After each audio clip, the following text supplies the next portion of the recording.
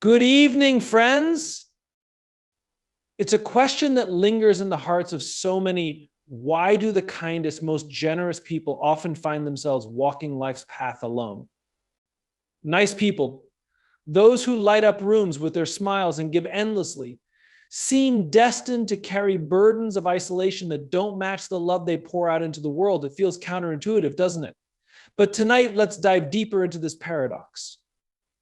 Together, we'll uncover the layers beneath this reality compassionately, honestly, and with the courage to name what's hard to face. Nice people are, by nature, generous souls. They have this innate ability to notice the needs of others, to sense the pain that others might hide, and to step in with a warm smile, a listening ear, or a helping hand. It's a beautiful quality. But let's dig deeper, because this strength, the capacity to give endlessly, can also become a heavy burden. When you give without limits, you create a cycle that can feel both fulfilling and exhausting. I think about it, you're always the one to show up when someone's in need, whether it's your friend who's going through a breakup, your coworker overwhelmed by deadlines, or even a stranger who seems lost and unsure. You take on the role of the fixer, the helper, the nurturer. And while it feels good to be there for others, what happens when your well runs dry? The truth is, nice people often give so much that they forget to leave space for themselves. They mistake being needed for being valued. But the problem is, when you give without setting boundaries, you teach others intentionally or not that your time, energy, and kindness are infinite resources. And here's the hard part: people start to believe it. They start to take your giving for granted. Maybe they don't check in to see how you're doing because they're so used to you being the strong one. Maybe they assume you'll always say yes because you never let them down before. Over time, you begin to feel unseen, unappreciated, and frankly, a little used. You might even feel like your kindness has become a burden instead of a blessing. And let's be honest, this realization hurts. It's painful to recognize that the very thing you've built your identity around, your endless capacity to care for others, can leave you feeling isolated. You might pull back, telling yourself, I'm just tired, I need a break. But it's not just physical exhaustion, it's emotional depletion. It's the ache of feeling like no one notices when you need help, too. Here's where the power of boundaries comes in. Boundaries are not walls meant to shut people out. They're fences that protect what matters most: your energy, your time, and your sense of self-worth. Saying no doesn't make you less kind. It makes your kindness sustainable. Let me paint a picture for you. Imagine you're a pitcher of water. Every time you help someone, you pour a little bit of yourself into their glass. It feels good, right? But what happens if you keep pouring without refilling your own pitcher? Eventually, you're empty, and an empty pitcher can't fill anyone else's glass. So here's the challenge for all the kind souls in the room. Ask yourself, am I giving from a place of abundance, or am I giving because I'm afraid of not being enough? The first is a gift. The second is a sacrifice that can lead to resentment and loneliness. Being a giver doesn't mean you have to give until there's nothing left of you. It's okay to say no. It's okay to ask for help. It's okay to expect reciprocity in your relationships. The people who truly value you, the ones who see you, not just what you do for them, will respect your boundaries. They'll honor the fact that you're a human being, not an endless source of comfort and support. Remember this: your worth is not defined by how much you give to others. Your worth is rooted in who you are, in the unique light you bring into the world. And the most powerful thing you can do is to protect that light so it doesn't burn out. Boundless giving is beautiful, but it's even more powerful when it's balanced with self-care, self-respect, and the courage to say, I matter too. Nice people often carry a deep and overwhelming fear of confrontation. This fear doesn't come from weakness or passivity. It comes from a profound desire to keep the peace, maintain harmony, and avoid causing discomfort for others. But here's the paradox: while avoiding confrontation may seem like a way to preserve relationships, it often creates invisible barriers that ultimately lead to disconnection and loneliness. Let's unpack this. Imagine a moment when someone crosses a line with you. Maybe it's a hurtful comment, an unfair expectation, or even just a subtle dismissal of your feelings. Instead of addressing it, you brush it off. You tell yourself it's not worth the fight. I don't want to make things awkward. Maybe you even justify their behavior, thinking they didn't mean it that way. I'll let it go. But here's the problem. Every time you avoid confrontation, you send a silent message, not just to others, but to yourself. That message says, my feelings don't matter as much as keeping the peace. Over time, this silence becomes a habit. You start swallowing your words, suppressing your needs, and pretending you're okay when you're not. Now, let's look at the other side of the coin. When people realize that you'll avoid confrontation at all costs, they stop worrying about how their actions affect you. They begin to assume that you'll always go along with things, even if it's not in your best interest. They may even take advantage of your reluctance to speak up, consciously or unconsciously. And here's the heartbreaking part. As much as you're trying to avoid conflict to protect your relationships, the unresolved tension builds up inside of you. It might come out as resentment, frustration, or even bitterness. You start feeling invisible, like your thoughts, feelings, and boundaries don't matter. The fear of confrontation is often rooted in a deeper fear, the fear of being rejected or abandoned. You think if I speak up, they might leave. If I express my needs, they might think I'm too much. This fear keeps you quiet, but it also keeps you disconnected from others and from yourself. But let me tell you something important. Confrontation doesn't have to be combative. It doesn't have to be aggressive or mean-spirited. True confrontation is simply about honesty. It's about saying, this is how I feel, or this is what I need, in a way that honors both you and the other person. Confrontation at its core is an act of courage and respect. It's the willingness to engage in uncomfortable conversations because you value the relationship enough to fight for it, not against it. For example, instead of staying silent when a friend hurts your feelings, you might say, hey, I value our friendship, so I want to be honest. When you said insert action, it hurt me. Can we talk about it? This kind of dialogue opens the door to understanding and deeper connection. But confrontation isn't just about addressing others. It's also about confronting yourself. It's about challenging the narratives that tell you confrontation is dangerous or that your needs are less important than someone else's comfort. It's about unlearning the belief that being nice means being silent. Here's a truth I want you to hold onto. Your voice matters. Your feelings matter. Your boundaries matter. You don't have to sacrifice your truth to keep the peace. Of course, confrontation can be scary. It can feel like standing on the edge of a cliff, unsure if the ground beneath you will hold. But here's the thing, the courage to confront is what builds bridges, not walls. It's what transforms relationships from superficial to meaningful. And yes, some people may not respond well. They might push back, dismiss you, or even walk away. But that's not a reflection of your worth. It's a reflection of their inability to engage in the kind of honesty and respect you deserve. Ultimately, confrontation is not about winning or losing. It's about being true to yourself. It's about saying, I am worthy of being heard. My feelings are valid and my voice deserves space. So the next time you feel that fear rising, take a deep breath. Remind yourself that confrontation isn't the end. It's an opportunity for growth, for clarity, and for connection. And remember, nice doesn't mean silent. Nice can be bold. Nice can be brave. Nice can say, this is me, and I deserve to be seen. One of the most misunderstood truths about nice people is that while they often exude warmth and compassion, they can struggle deeply with vulnerability. On the surface, it might seem like they're open books, always ready to lend a hand, listen to others, and share in someone else's pain.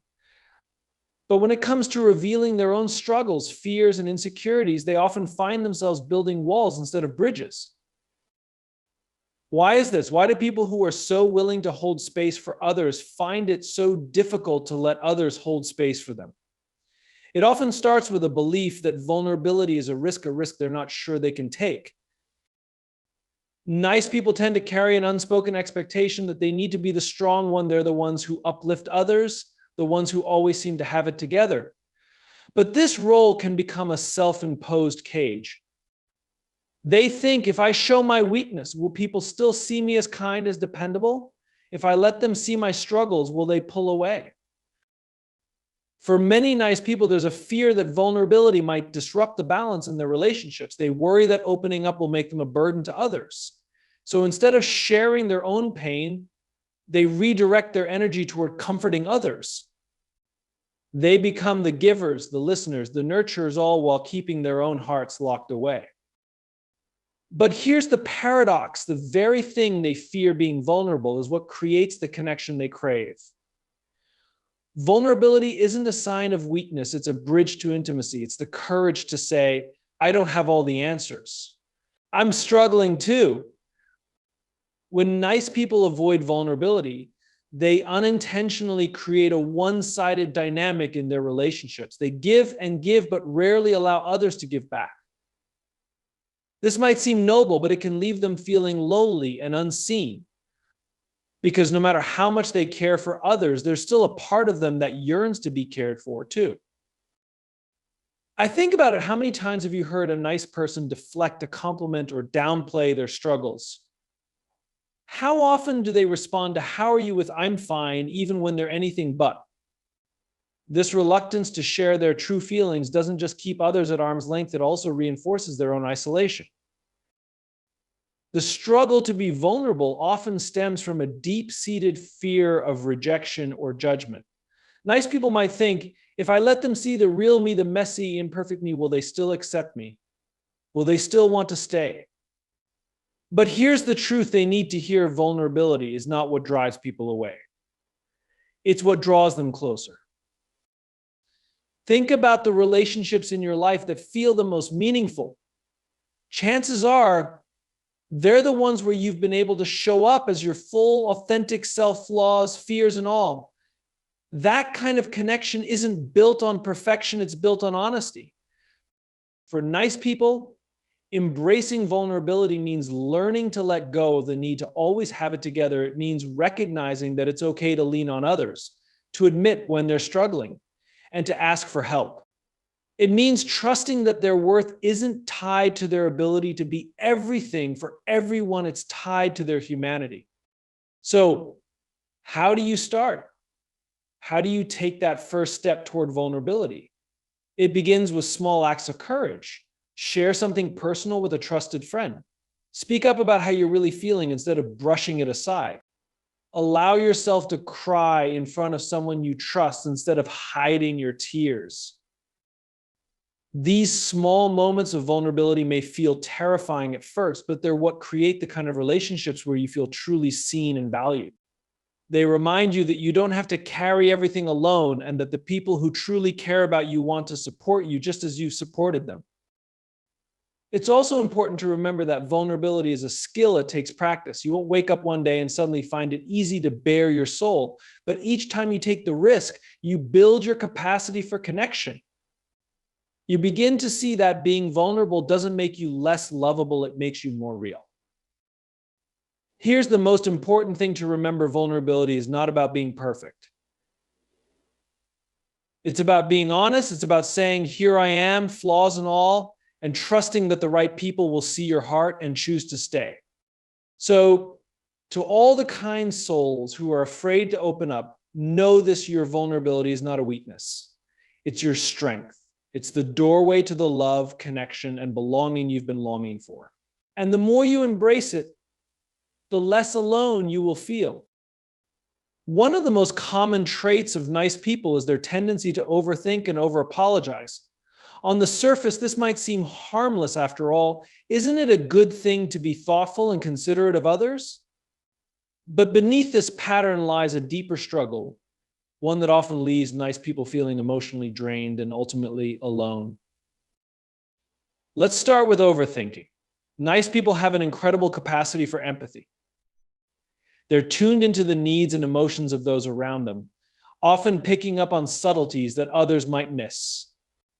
But this heightened sensitivity can also become a double-edged sword. They replay conversations in their minds, analyzing every word, every gesture, every nuance. Did I say the wrong thing? Did I come across as rude? What if they misunderstood me? What if I hurt their feelings? These are the kinds of questions that swirl in the minds of nice people long after the moment has passed. Overthinking often stems from a deep desire to avoid conflict or disappointment. Nice people want so badly to do right by others that they become consumed by the fear of making a mistake. They try to anticipate every possible outcome, to account for every variable, to ensure that they haven't caused harm. But in doing so, they become trapped in a cycle of self-doubt and second-guessing.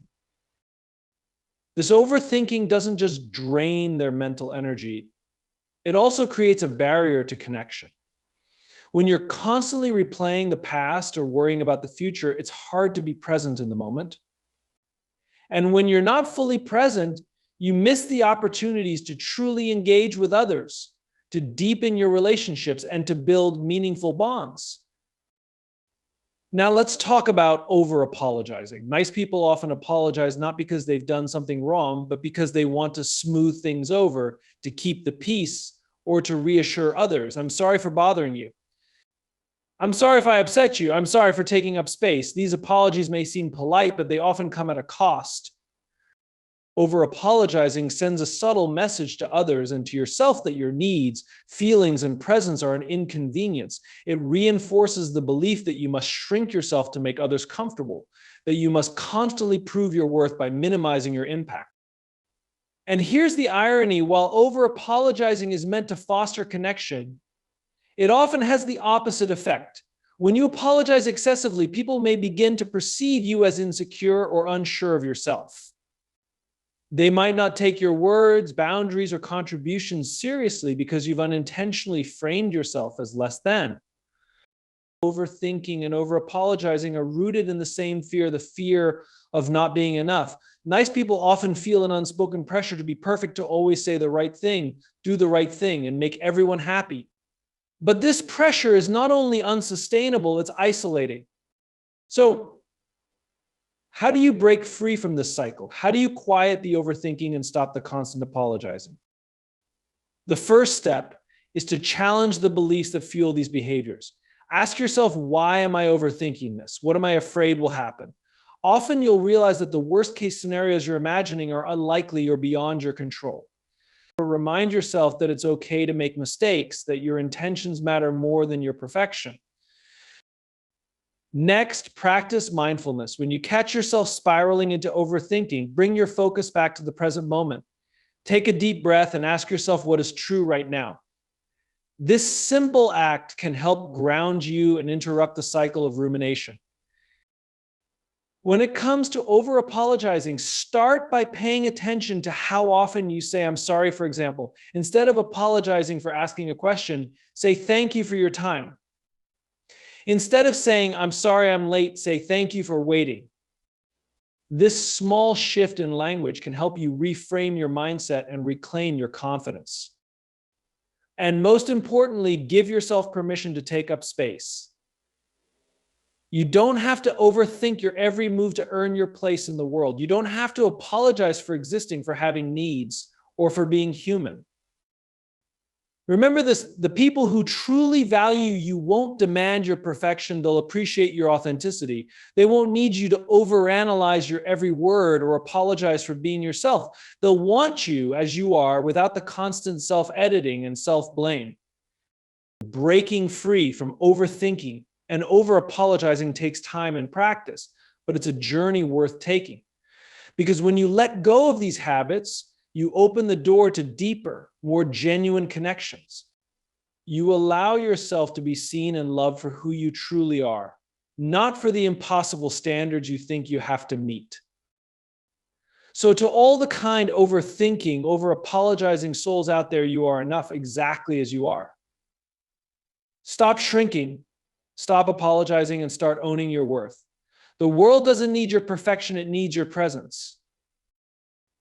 As we come to the end of this conversation, let me remind you of something powerful: being kind, compassionate, and thoughtful is not a flaw, it's a gift. But even the most beautiful gifts can come with challenges. For those who identify as nice people, the journey can often feel lonely, as if the very qualities that make you so caring somehow set you apart. But here's the truth: you don't have to remain alone. The patterns we've explored, the weight of boundless giving, the fear of confrontation, the struggle to be vulnerable, the cycle of overthinking and over-apologizing, don't have to define your relationships. They are habits, and habits can be unlearned. You can learn to give without depleting yourself. You can learn to embrace healthy confrontation as a path to clarity and respect.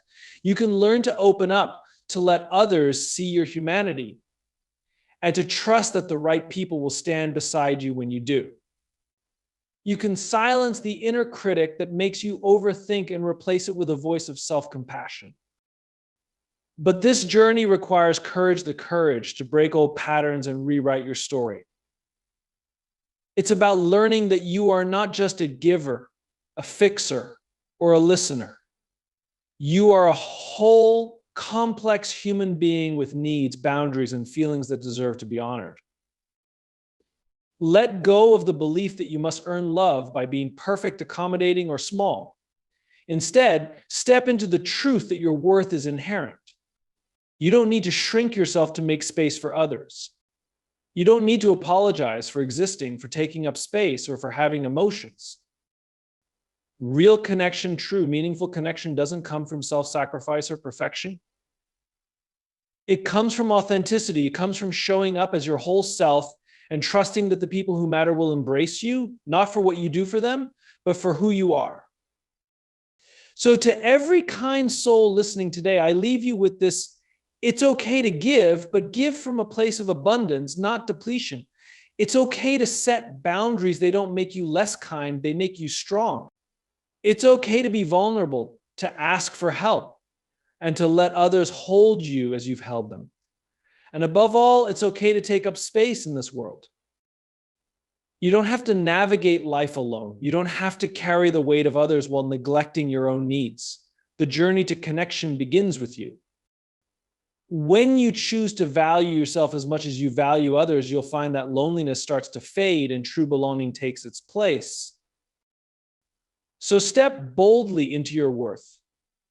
And remember, you are deserving of love, not for what you give, but simply for being you.